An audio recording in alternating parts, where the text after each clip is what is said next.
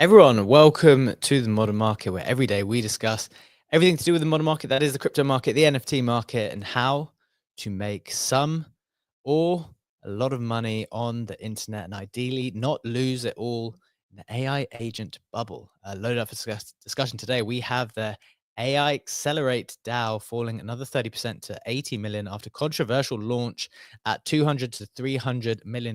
No vesting schedule was set for the pre-salers. A lot of controversy there. We'll dive into that, explain what it is, what you need to know about it, where we kind of shook out on our own thinking on it. Next, AI agents have kind of got slaughtered. AIXBT, Virtuals, AI16Z, and other agent majors down 30 to 50% in the last 7 days. We'll do a little bit of a deep dive there, what's going on, what we think more generally. And then finally, kind of positive on the Azuki side. Azuki ecosystem moves 10% higher on Tokenomics news. Azuki's at 14.25 ETH, Elementals at 1.8, Beans at 0.9. A lot of excitement around the tokenomics, which were released. We'll dive into those details towards the end of the show today. We've also got the latest on price action on crypto and NFTs, plus a general discussion on how we are feeling about things at the moment. So stay tuned for that. Today, I have got Brad with me in the co-host seat. We are ready to get into it. But before we do, just a reminder, friends, that nothing that we say here is financial advice.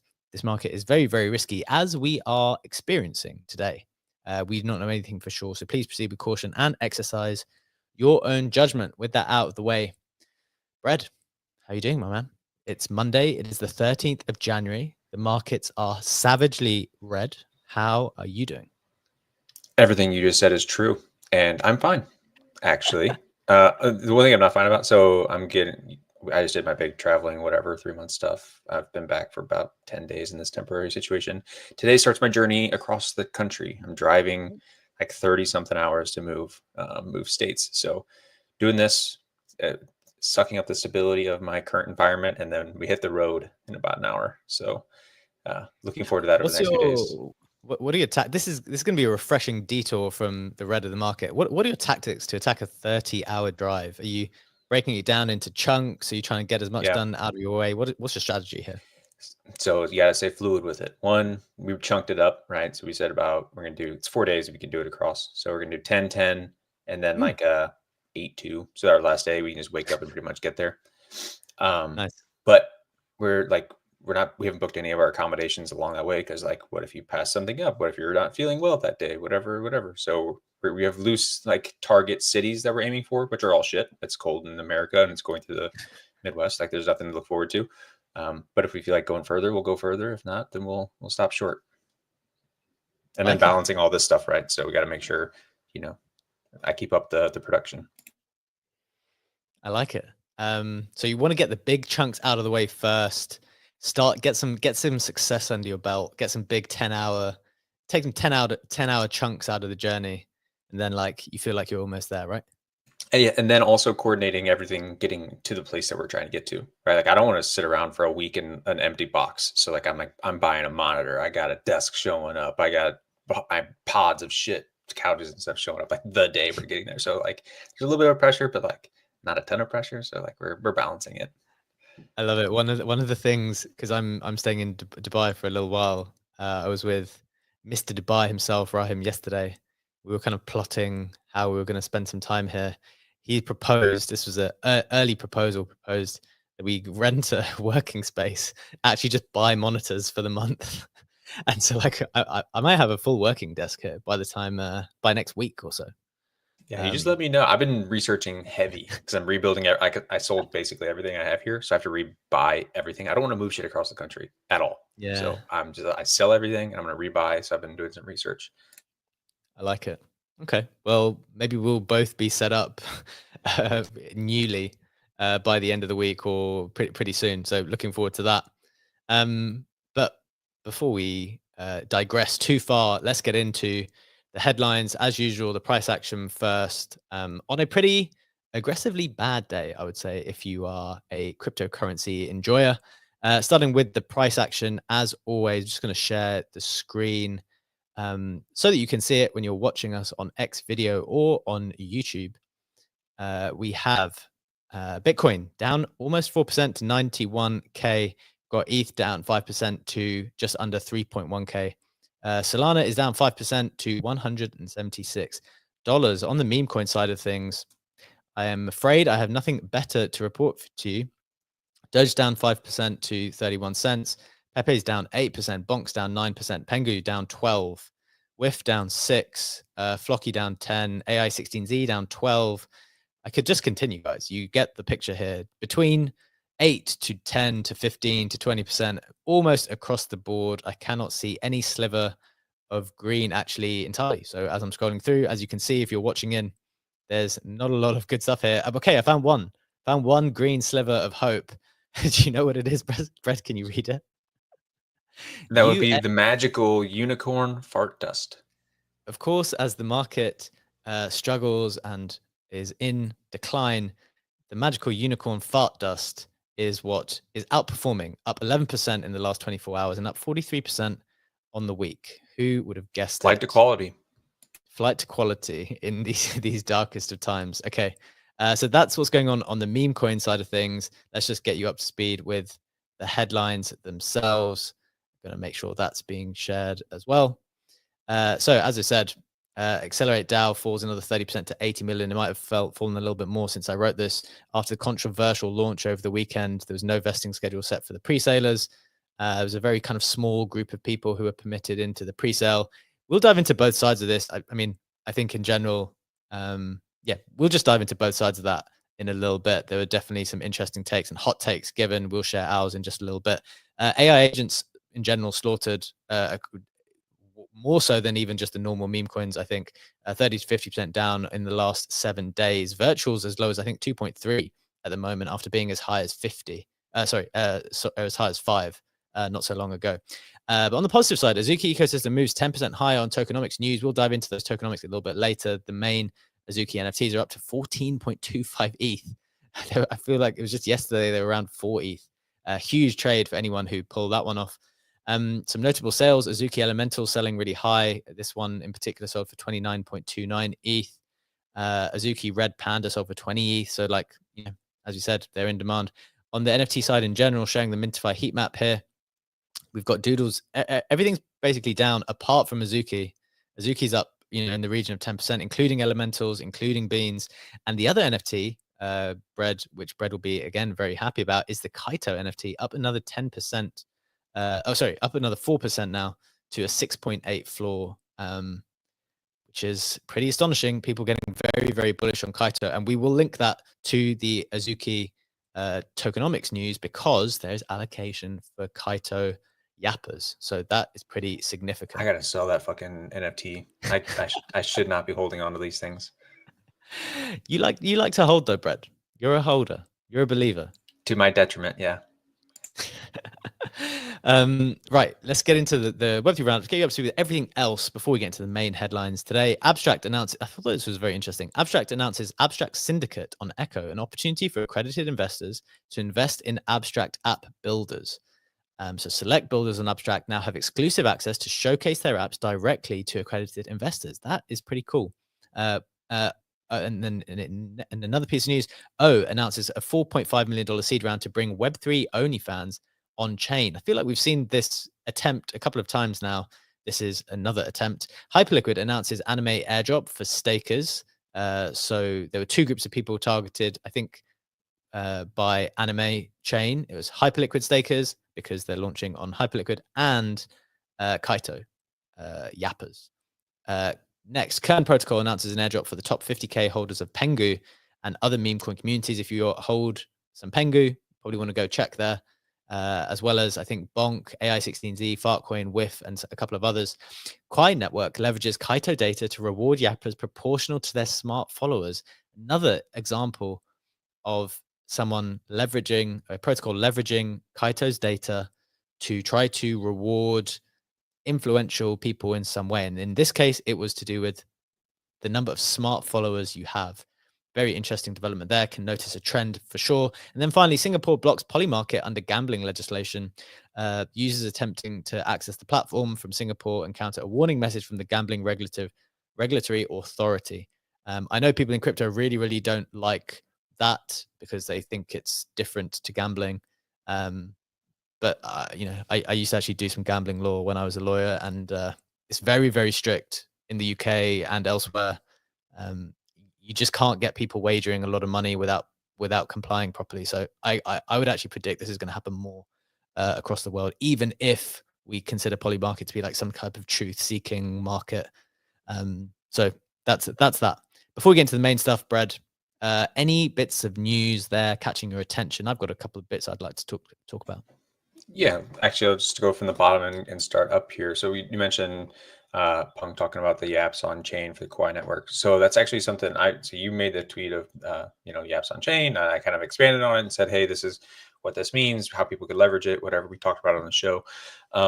One of the things that came out of that was people responding with ideas of like, oh, this is another way you could use the on-chain Yaps. So one of the things was, yeah, you could use that as like a gate for beta testers, right? Or people to get access to your app because these people yap and they have quality followers. Like you think the content would be good. So like that's a good way to curate access into a given protocol so that people can get exposure to it. And the quality of the output of that you would think would be better, right? So then they get some rewards because they've curated following, and then you get rewards because potentially in content or feedback or whatever it is. And that's kind of what they're doing there. It's proportional to the app follow or the smart followers. You get more funds on their testnet, the faucet, right? So you go and you claim and get better. So that's cool. Just another use case of that. And I thought that was actually a really smart, like just way to curate a list or give benefits back up based on yaps. So what do you think then, Brad? Because I completely agree. I think we're definitely noticing a trend here, right? Two pieces of news on the same day. We've kind of been predicting this anyway, that Kaito, smart yappers, people high up on that leaderboard who seem to have a proven, not just proven engagement, but proven smart engagement specifically, appear to be being targeted by Anime Chain, Kai Network, probably more to come. And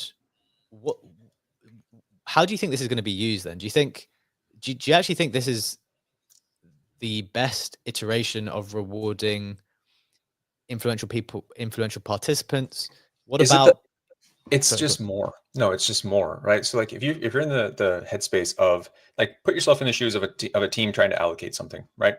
Traditionally, like it's all been capital or like capital allocation or Sybils or whatever that you had to do. Like if you had to B check as you're dropping B check coin, you had to give out B check coin to a bunch of people, and your goal was to have quality distribution.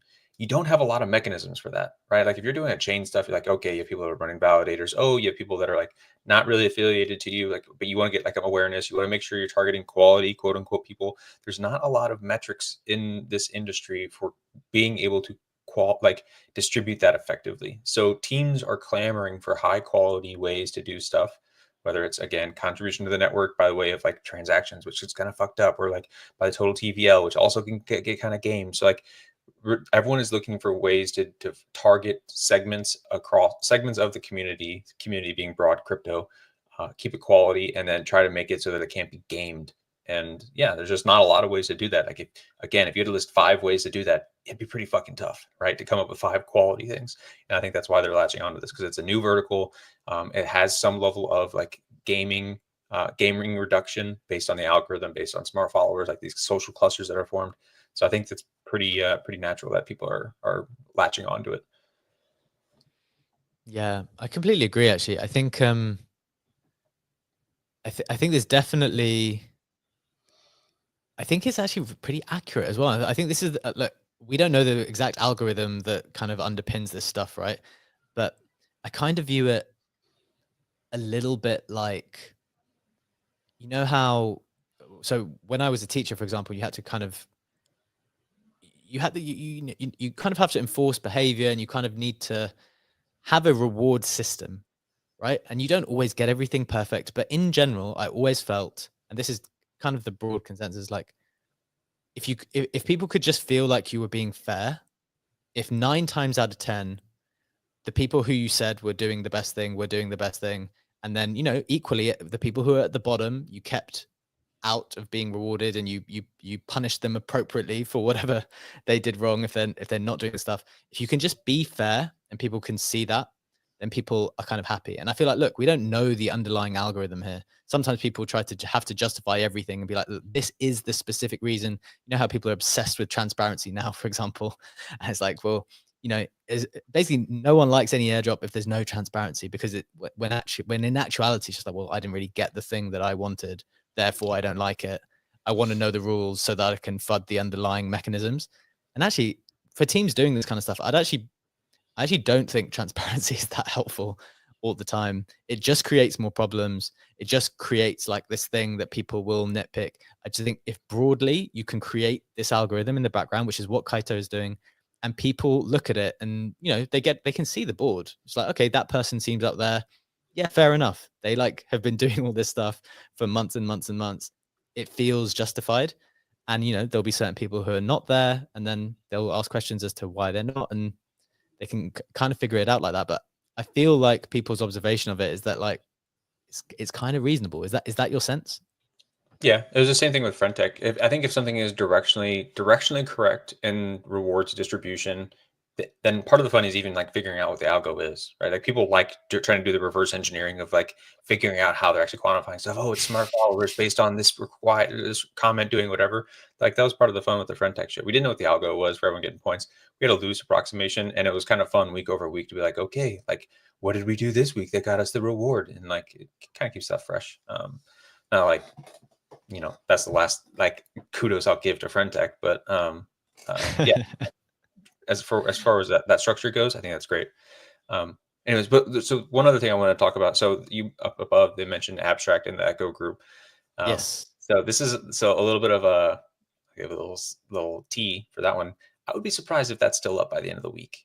Frankly, they're not the only people that do this. It's just like, especially with Echo, like, you know, Maggie, we crushed Echo, right? We literally couldn't talk about it basically in any way. Oh, And that's kind of part of the rub with that program, right? With that setup, because there's a lot of regulations that you can't really talk a lot about all that stuff.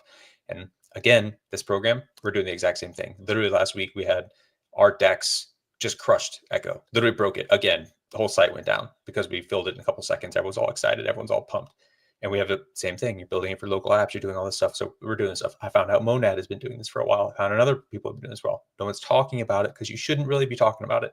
And I think this is going to be one that goes away. So like, if this excites you, and there are several ecosystems that excite you, I would encourage you to go check out the platform. There are several groups that are doing something very similar.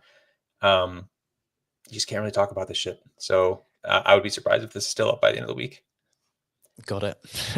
That's a fantastic point, actually. So, yeah, that's really, really helpful. I think that the underlying, so in essence, to explain to people, you're not allowed to talk about the stuff because you're not supposed to be able to actively promote it. I think, yeah, I actually completely forgot about that. That's why you saw when, for example, now I think we can talk about the Mega ETH round that happened. I can't remember how long ago now. Something like that. You saw people like tweeting something about it, and I would see people tweeting about it in my notifications, and then it would just disappear like 2 minutes later, because then they realized like, oh shit, I'm not supposed to talk about it, because that's just the rules. So okay, that's helpful to know. And it's also interesting to note that various ecosystems are doing stuff like this. I guess I'm not even supposed to say that, right? Okay. Well, this is a live show. I don't even know. That's why we could literally only tweet a picture. Like we couldn't say anything. We tweeted a picture of Echo. That was it. That's true. That's really annoying. Okay. Well, this is a live show. Apologies to Echo and Kobe for saying this. I really like the platform, so don't ban us from it. Okay, not my fault.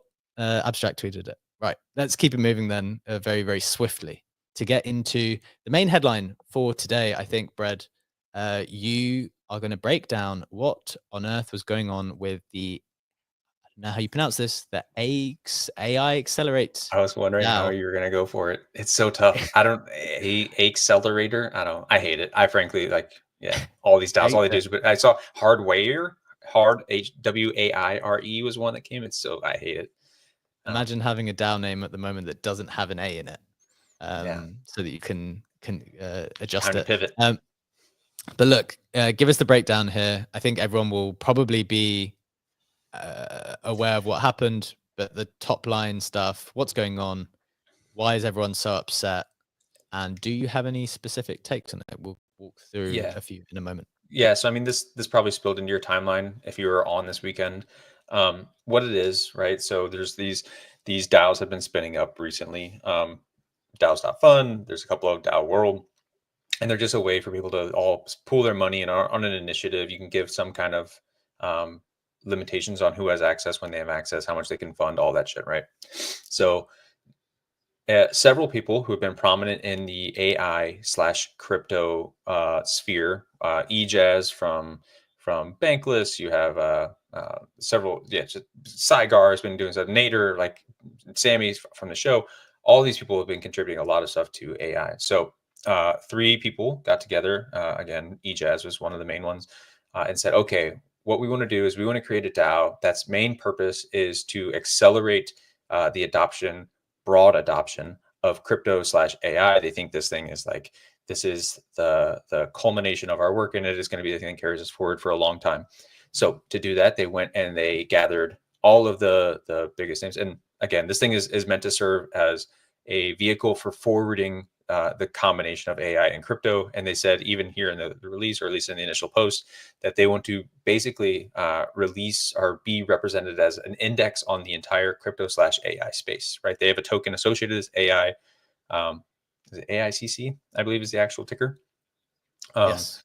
It wants to be seen as an index on all things crypto AI inside the space. So it's going to be working on its own initiatives, like creating specific bots on research. It's going to be for donating to other initiatives that they think are valuable and helping them with tooling, right? They have a lot of strong developers on this team. Basically just like trying to contribute the best that they can. They have researchers, they have outreach advisors, all this stuff. Yeah, AICC. So their entire goal is just to forward the space, contribute some stuff specifically out of their group, but then also help build cross framework, cross application, cross everything initiatives to grow just the space, right? They think it's very exciting. So they got an all-star team, right? Well, the launch, there you go. There's the founders, eJazz, Mark, and Burrito. The way that they came to market on this was through a DAO's platform, and they basically just whitelisted something like 250 people. Most of the people here on this list, plus others, right, that got in. And the reason it had much noise around it is because the 250 people that decided to invest in this, anywhere from 0.5 SOL up to 5 SOL per person, basically immediately saw like a 2000x, right? So someone put in $500 and already was sitting on, $150,000, right? Some people put in several $100s and they're sitting on $1.5 million instantly overnight, right? Now, the liquidity wasn't there. Obviously, we're talking about the coin price is $80 million. So like, not everyone could get that money, obviously, but where the problems started happening was that there was no vesting schedule, right? There's no actual restrictions on these 250 people that got in early on this whitelist, was perceived as like a KOL whitelist, right? That was the FUD around it. Obviously, these people contributed meaningfully, or most of them have contributed meaningfully to the AI crypto space. So it's not just like a pure whatever. But they saw a lot of fun, a lot of insane growth immediately. They had no restrictions. Some people were able to sell, and they did sell immediately. There were some people on the list. That's literally his name. What was it? Crypto Insider Judas was the name of the Twitter handle that got allocation, sold like one clip right out the gate. Boom, made a couple $100,000. Right. So like people started seeing all this stuff. People even created dashboard to track the wallets of the people that were on the list and link their social handles, all of this stuff. And basically it became a conversation on a few fronts, right? So like everyone wanted to find the person to blame because people were mad that they didn't get in, right? So there were people that were targeting, saying the founders are the ones to blame because they came to market and didn't have any kind of restrictions, right? There's no shared incentives. There's no forward-looking guidance on this stuff. So some people said the founders are to blame for having poor structure. Some say, well, the founders had a stacked quote unquote advisory board. Well, how did all of these people who are supposedly extremely professional not supervisors, but advisors not say, bro, we should probably have some vesting on this stuff to defend against the FUD that will ultimately happen if this happens? So some were going against the advisors, some were going against anyone on the list altogether. They just didn't care. Just anyone on there was bad. And so like it was a lot of just like broad shit flinging, frankly, across the board. So yeah, that was it. Trying to accelerate AI crypto. Mad at how it came to market. Is very successful because of the people that were circled around it. I honestly still like it's hard to look at that squad and not say that like that's a pretty strong group of people, right? It's like if it is meaning to serve this, I tend to think that something like that will ultimately rise out of the FUD like this, because frankly, sheer work and man hours. So I actually was looking at it later last night of like, okay, when do I start to get in? Interesting. Okay, that's a excellent summary, Brad. Thank you for that. There's a couple of other things maybe just add to the mix before we maybe talk about it. Well, I'll just throw out a few questions and come in and tell me what your thoughts are. As I said, this was like a pretty emotive thing for people over the weekend, even for us, to be honest. I know Sam was involved a little bit and was mentioned and caught up in some of the FUD. He was accused of like selling all of his allocation, and it turned out he had not sold any because he just moved them to different wallets. And so, you know, it was an emotive thing for people. So, a couple of other questions I had. So, my understanding is like they're raising funds in order to make some investments and things like that. I guess one of the questions I had was, or one of the questions that people had is that, well, if your core objective is to raise money to make investments, well, this is what people are saying. Should the distribution have been wider when you could have raised more from more people? I'm actually of the opinion it's not always the case that I know at the moment it's very, very popular to say that um, a wide distribution is good. Everyone loves Hyperliquid at the moment, right? Like everyone should do what Hyperliquid did, just get a wide core distribution and then move it up from there. I'm not necessarily of the opinion that you have to do that. Like I'm very against telling people how they must raise. I don't think that there's one way to raise. You can raise in whatever way you think is appropriate for you. But I would ask the question, if one of the purposes of the DAO is to raise funds in order to do stuff, usually you try to raise as much as you can. And I guess in this case, I don't think I don't have the exact number of how much they raised here, but it feels like they really constricted the number of people who were able to participate. It wasn't actually a huge amount that they were able to participate with, which means that the amount that they raised is probably not a huge amount, right? Is that my thing? I'm just testing my thinking here. Is that fair, Brad? What do you think? Yeah, I mean, they probably could raise more. I think for me to answer that question appropriately, I would have to know if the token serves a purpose other than to just like sit in the treasury and be sold off periodically to raise actual dollars to spend on stuff or to like allocate to people, right? Because like if it's actually used for voting in some capacity, right? It's a DAO. Is it meant to Sure. have that? Then maybe having a curated list of people that have initial control of that because you value their opinions matters because Yes. right, it's a way for them to express their opinions on chain. If that's not a component, it's literally just for funds, then like, yeah, go wide and it doesn't really matter how many like cooks you have in the kitchen vote wise because you're not doing votes that way. It doesn't fucking matter, right? So I would say understanding what their long term vision is for that. For frankly, just like looking at it and it feels like it was a little rushed on that side, right? They put a lot. Like I didn't see any tokenomics experts in the board that they raised, right? It was people that are very techie, people that are like heavy on research. Obviously, you could have got people that have some familiarity with that, right? Sam would have been amazing to talk to, I'm sure. But like that's kind of the problem with a lot of these launch platforms, right? Like same thing with Pump Fund, now DAO's Fund, all this stuff is that like there's no custom curation. It's cookie cutter Mm. tokenomics for all of these people, right? It's like you maybe have a few parameters you can tweak, largely probably not. And it's just like, okay, now you have a token. What do you do with it?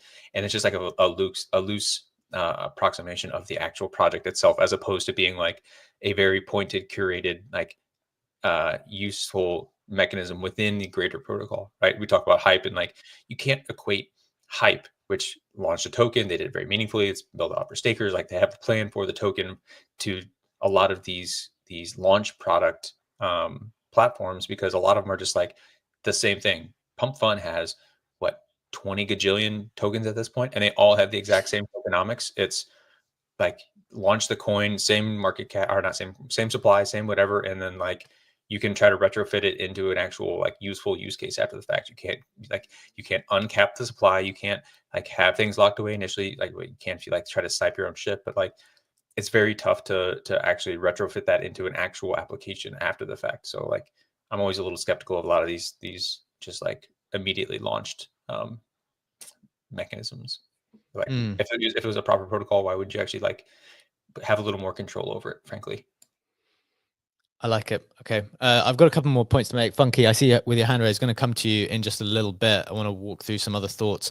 I'm kind of taking both sides at different points here because I kind of want to share some different perspectives actually on both sides of it. So I'm going to both be critical of the DAO and also sometimes take the side of something else if I think that that's appropriate. So there was another criticism, Brad, around um, early selling, right? And I think uh, one, it seems to always be the case that Bankless are the recipient of extra criticism than ordinary participants. I think that's probably fair to say.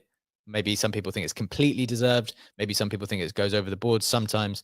But the reason why they were maybe the target of some additional criticism this time was because not only did they secure personal allocations, but they also received via their venture arm, what's it called, Bankless. But yeah, Bankless Ventures also invested a couple of SOL into it. And the Bankless Ventures allocation was sold on Saturday morning. I've got the tweet from David, which was kind of sharing just the kind of the lowdown from their perspective. Yeah. Is this the one where they talk about it in their Discord? Yes. So Yeah. that 8% of the BBC allocation was sold Saturday morning without the knowledge of David or Ryan. There's no way we would have authorized this.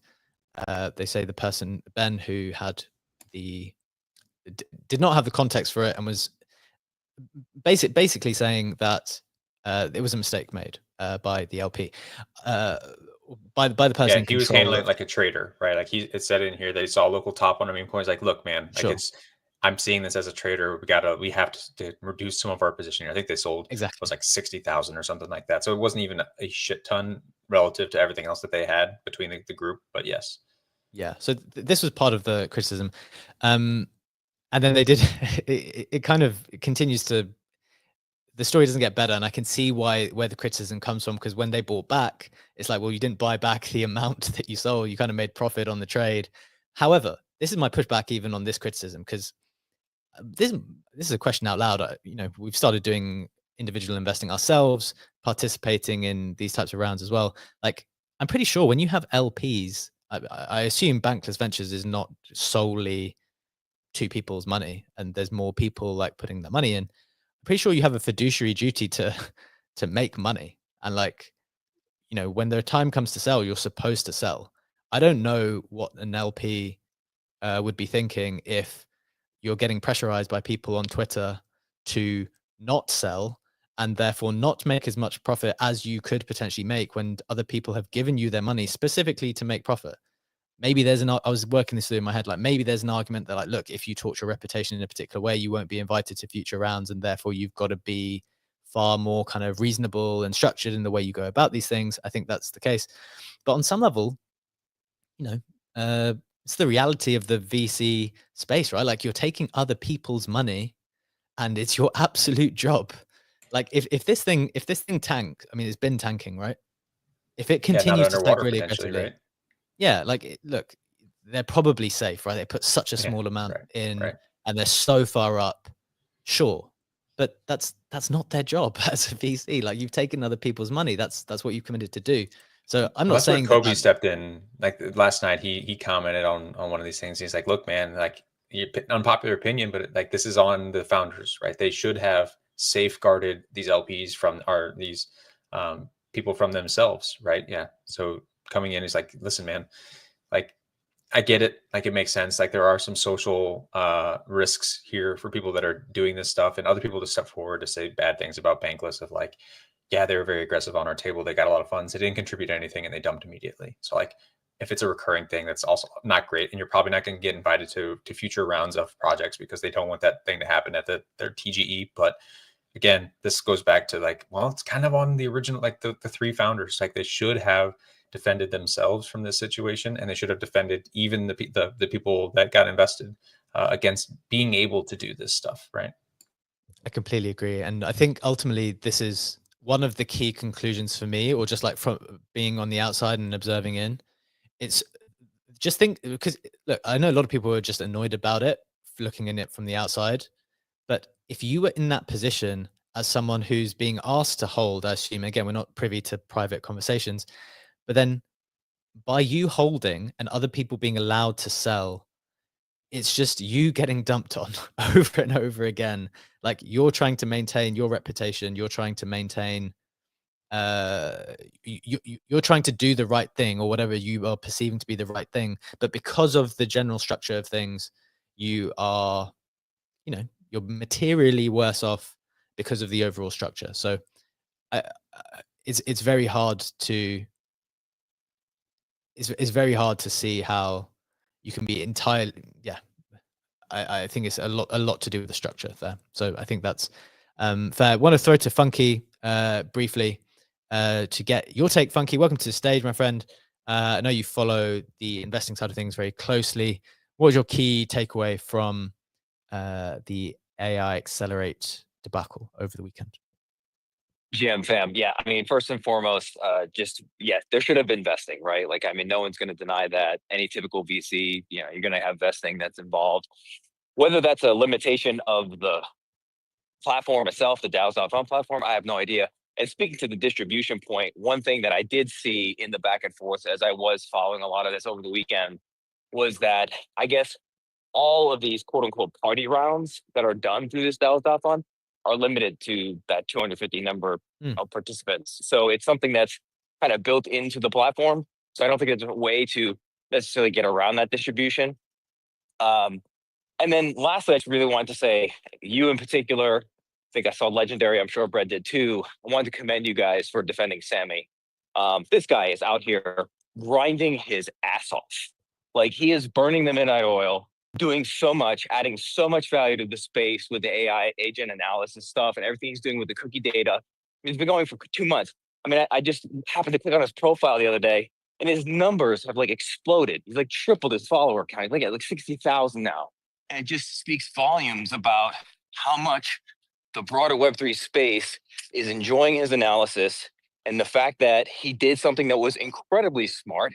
Not only did he just move it, he moved to 9 separate wallets to break up his allocation, didn't sell a single token. And I even said to him, I responded, I said, I wouldn't have blamed you to sell 5 or 10% for all that you've done so far in the last couple of months, right? It's just, this is the space that we live in. And I really wish he hadn't taken it down. But I don't know if you guys caught Sean Makes Magic. He had a scathing rant. I mean, did he delete that? absolutely went off. He deleted it because I wanted to call it up and show you guys, like, hey, if you guys didn't catch this, he deleted a lot of his tweets from like this month. Looks like he has just like 2, and then he has just stuff from December. But he had this absolutely scathing rant where I think he was spot on. And he basically said, like, shut the fuck up and build. If you're not building anything, if you're not actually meaningfully adding value to the space, he was kind of attacking KOLs who are just fillers and extractors of wealth and so on and so forth. It was amazing. I wish he hadn't deleted it because it was so good. But yeah, I just really wanted to commend you guys too for defending Sammy. I think that was noble and the right thing to do. Appreciate it, man. Look, I think I want to draw a line on this because we've got 2 other important bits of news to do today. But the other thing that I noticed is, and this just happens all the time in this space, right? It's inevitable that people want to criticize anyone, basically, that makes money. If it's not them, you've got people arguing for a broader distribution when 100% if they were the ones in the thing, they are rolling that door closed ASAP. Like, they're not, if they're on the inside, they're not going to be arguing for it to be a broader distribution. So I think that's put to make. But one other thing on this, I've noticed a few like prominent people who decided to really moralize the whole thing to the point where you're judging other people on their wallet decisions, having no context or no idea about what position in life they are, and knowing full well that some people have the luxury of holding. Like, there's some people for whom that might not be a life-changing amount of money at all. And therefore it's very, very easy for them to look at other people and say, why did you sell? Why have you moved why have the wallets? It's not clear. What are you doing? If you're sitting on hundreds of thousands of dollars or millions of dollars of either cash or crypto or allocations into seed rounds, like, yeah, fine. It's pretty easy for you to be able to do that. I think it was very overly moralized. And I think ultimately we came to the right conclusion just a moment before, where it's like, look, you need to take this decision making out of the people's hands who are the investors, because frankly, when an investor is allowed to sell, they should be allowed to sell. That's the same as whether, all of these people criticizing those people who are allowed to sell on day one. What, are they not going to sell their vesting? They're not going to sell their allocations when they're allowed to sell on day one when their cliff finishes? I'm pretty sure they're going to start to take profits on the day that they are allowed to take profits. So I think ultimately we came to the right conclusion, which is, you've got to set the schedule appropriately, and after that, everyone's just operating in line with their incentives. Brad, any final thoughts there before we move it along? No, I'm just glad that Funky came up and talked about the Sammy stuff, and you hit the nail on the head, right? It's different for different people.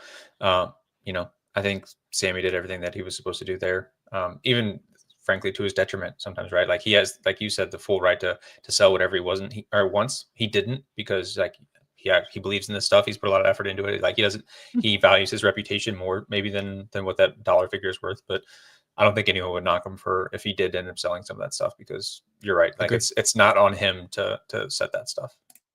Agree. Good stuff. Glad we got through that discussion. Tried to approach it from a few different angles, critical in different ways of different people, but hopefully asking the right questions and hopefully coming to a reasonable conclusion at the end.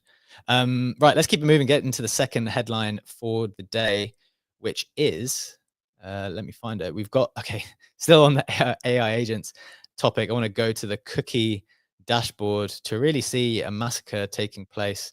I'm going to share this on screen for the people who are watching in. Remember, we're live on X video and on YouTube as well. So I saw a tweet just go out, Brad, that post AICC, the AI agent market has lost $4 billion or something like that. It's down 17% in the last 24 hours, but I'm pretty sure this number here that we can see on the screen, which is now at 11.25, the total market cap, was at about 15, like 48 hours ago or 72 hours ago, or whenever all this stuff started happening. What are your thoughts here? Do you think everything's just got a little bit too heated? I mean, we've got AIXBT down 30% in the last 7 days. Virtual's down 44% in the last 7 days, down to $2.3. AI16Z down 45, Fartcoin down 45, Griffin down 36, Cerebro down 52. It's the same story across the board here, really. A couple of outliers, sure, but really taking a hit. What are your general thoughts, Brad? So I was initially going to say, like, okay, cool, everything's red, but also at the very start of the show, we looked down just the majors, and everything was also red. So it's like, for sure, right? Is everyone just trying to like make a thing out of a thing because of a recent event? Probably, right? That's just how this stuff works. Everyone sees something happening, looks backwards, and tries to figure out why that thing is actually happening. So there's a little bit of that. But then you started scrolling through that and seeing that, like, it reminded me of this weekend. I was seeing a lot of really nasty charts, like Zero Bro, right? Like 15 straight red candles, like just egregiously red, right? And so, like, I think it is just trend of the general market just playing out inside of, again, these things are meme coins, guys. Like, yes, they have a little bit of utility to them, but this is like the end of the risk curve, or at the end of the risk curve when it comes to a lot of this shit, just shy of pure meme coins. So remember that, and they're going to always be disproportionately affected by directional moves in the market, right? Majors go down 10%. You're probably going to see some of your meme coin bags going down 15, 20, 50%. You want to come in there? Yeah, I love that point. The reason why I love that point is because I think what's happened, and literally, this is a live thought. I think what's happened with the AI agent stuff, because stuff's moving so quickly. This happened maybe in October when everything started pumping. Just on the Trump win, there was like this big recency bias where everything that moved up in that period of time was like seen in this glow of wonderfulness. And I think there's a lot of recency bias there because they were just the coins that went up most recently. And then people thought, like something like Luce, for example. Have you seen what happened to Luce? Remember the coin of the Vatican, the mascot of the Vatican? Yeah, okay. That was considered for a while and talked about for a while as like one of these best coins that was. Bro, WIF was a major and it's getting decimated. Well, at least it was. But like, look at this. So again, there's just a lot of this is gonna be bad. there's a lot of recency bias going on where something good is happening in general, it affects something else, and then suddenly we decide that these meme coins are better or are more amazing than they are. They were kind of ranging in this 25-cent region, and everyone thought it was going to go to a bill. It's down to 2 cents. Yeah, It's like, dude, it's the attention game, man. That like down that's what you're playing with all this 78% shit. in 30 days. Bowden. 78% in 30 days. But I think one of the things that's happening with the agent stuff, look, there's way too many agents. A lot of them is nonsense. I think we already know that. The underlying tech is really, really cool, and some really cool stuff's going to be built out of this. But I wonder whether the fact that it's been professionalized so quickly, like you get all of these like really professional devs coming over, and there's that aspect to it which gives it a more professional feeling. You've got Cookie, so I've been sharing. We share routinely. I know Sam's got a partnership with Cookie. He's working with them quite closely. Like you've got all these awesome dashboards that, in fact, are like one of the best dashboards around. Like if there was a dashboard like this for crypto that was as interesting and useful, like that would be great. But it's like really nicely done. It gives it a level of professionalism that like it almost makes the industry feel more mature than it is, which is something which has basically just been pumping aggressively for 2 months. But the tooling is actually going quite fast. And I wonder whether people are getting a little bit caught up in that. Do you know what I mean? Yeah, I mean, it's the same thing that happens everywhere, right? Like you get the happened with Bitcoin ordinals, right? Like Bitcoin ordinals were a thing. Everyone starts spinning up all these dashboards. Oh, you got this thing we can launch. Like attention gravitates to these things because it's new, it's exciting, it's fresh, it's whatever. Everyone's like, I have to get in. You get the FOMO shit, right? Oh, I'm missing like people are talking quadrillions, right? They're quadrillions is what these things are going to be calculated in, which is ridiculous, at least for any short to medium time frame, even some long time frames. So like, you get this sense, you kind of build up all this froth, and then like, yeah, things get a little overheated. You have a moment where people kind of wake up, and then you go, okay, well, like, all right, need to break up. Like, and people are even saying like this AICC thing is a little bit of one of those moments, right? Where it's like, all right, let me take a step back here. Let me look at the broad AI agent stuff and see what's going on. And then you see some of the stuff you've been holding on to maybe isn't as pretty. The lights came on at the club at 3 a.m. and you're going, okay, I've been dancing with some gargoyles, right? So it's 3 a.m. right now in the club for sure. Yeah, I like that analogy a lot. You're seeing the floor is kind of dirty. You're seeing you're a little sweaty. Like, all right, I need to clean up. I need to like find the 1 or 2 people that I trust in here, and then we'll get out. You're probably seeing a little bit of that right now. Yeah, I think that's very fair. I think maybe a final take on it. Funk, I know your hand is raised on this, but I need to get into Azuki stuff because definitely want to break those tokenomics down for everyone. And I know a lot of people are excited about Azuki. So yeah, final take on this is some good stuff is obviously percolating in the AI agent ecosystem and some great stuff being built. But yeah, I think it's 3 a.m. in the club, as Brad said, and people might just want to go home and take a shower and come out the next morning and see what they really like by tomorrow. Okay, let's get into Animecoin, which is the coin for the Azuki NFT collection. Obviously, it's going to be used to power Anime Chain. This is what the details that they put out. Want to break down the tokenomics, some pretty interesting details shared. So Anime is a culture coin, they say on their official website, showing this on the screen for people who are watching in, a movement that transforms the anime fandom of 1 billion fans into a community-owned network of creativity, where passion becomes power, cultural energy becomes real value, and the boundaries between consumer and creator dissolve. Getting into the tokenomics themselves, we have quite a lot going to the community. So you've got 37.5% going to the community itself, an additional 13% going to community cultivation, which is, I guess, in the same bucket. Initiatives, probably. Yeah. Yep. The team and advisors only taking 15.2%, which I think is very, very low relative to other teams and advisors. But there's also an additional 7% going to the company. So maybe if you take team, advisors, and company, you put them together, it's like about 22%. Partner communities are getting 2%. I want to go into that in a second to let you know who those are. and then another 25% for a domain expansion. So if you break this down a little bit, the things that were interesting to me was partner communities. They've chosen, as we mentioned at the top show, Hyperliquid community, so hype stakers, which is pretty annoying because I don't have my hype staked because I've been so busy working, have not staked it.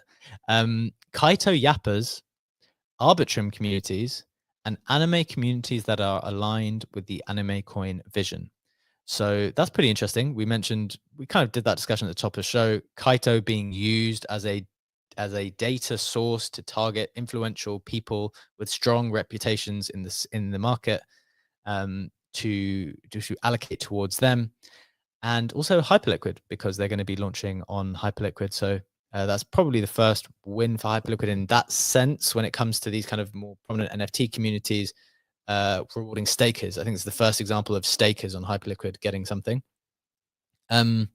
Any other reflections here, Brad, on the tokenomics themselves? There might be one or two other points I wanted to make.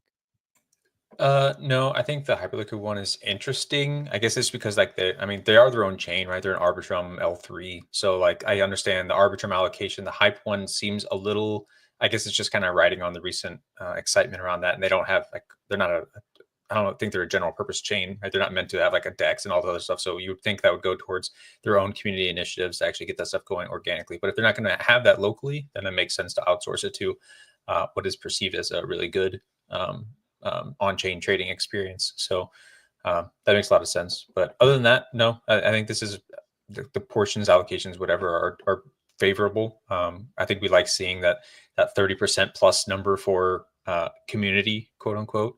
I'm curious if it's okay, the vesting schedule. Yeah, just a quick one here, Brad. So what I'm looking at here for the people who I've got the graph up, if in case you're watching in, but if you're not, I'll explain it. It looks like it's going to be 75% liquid. Am I reading this graph right? 75% liquid out of the gate. That's how I see it. Yeah, roughly. Yeah. So we're really seeing from the strongest projects, and like the circulating supply is obviously a very, very important thing to note when it comes to these tokens. The higher the circulating supply, in a way, it was always perceived to be the case that this is the bigger risk you take because it's more likely that people might have sell pressure, right? If they've got in early. But the important point to note for the Azuki ecosystem is that there are no VCs. And so that perceived sell pressure that would come from people who got an allocation at a much lower valuation and therefore almost are obligated to sell whenever this coin launches much higher is not there in this instance. So they probably feel more confident that they can go more liquid, go more towards the community, and therefore, have more out there in the market. And then the rest, kind of the team starts to vest after a 1 year cliff over around a couple of years, I think. That is a really high number. I was just looking at the hype one because I couldn't recall in my head of what the actual float was day one. That's at 33% right now. Yeah. So I mean, 75% that's a lot, and it's heavier, right? So like if your community doesn't have a lot of conviction day one, if you don't have a lot of buy side pressure, like that's a lot of potential weight to hold up. It's and Pengu is 30 as well, right? I think from memory, or was it 60? I can't remember. I should know that. That would be a great comparison. Maybe we'll just double check in that, and we'll talk about that another day because this won't be the last time we talk about anime. But just for people to note, it is clearly a very high number relative to everything happening. We'll 62 out of 88. So yeah, it's a really high.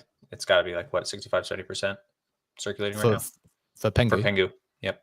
Yeah. Okay. So actually, pretty similar, to be honest, for circulating there. Interesting. A final point, Brad, you kind of mentioned before we close out, we're just running over. You said this is not a general purpose L2. What are your thoughts on general purpose L2s? What do you mean by that? And what do you think? So I was unsure. So Arbitrum's specific structure is that Arbitrum is main chain. Arbitrum, like that's the big one. It's a similar structure to what Ethereum has with its L2s, but Arbitrum does it for their stack, right? We talk about OP stack, we talk about Arbitrum stack, we talk about all these things, right? These L2 or modular cluster of chains and how they have to be structured. If you look at OP, base is an L2, Optimism is an L2, Mode is an L2. Those are all chains that are all settled to Ethereum.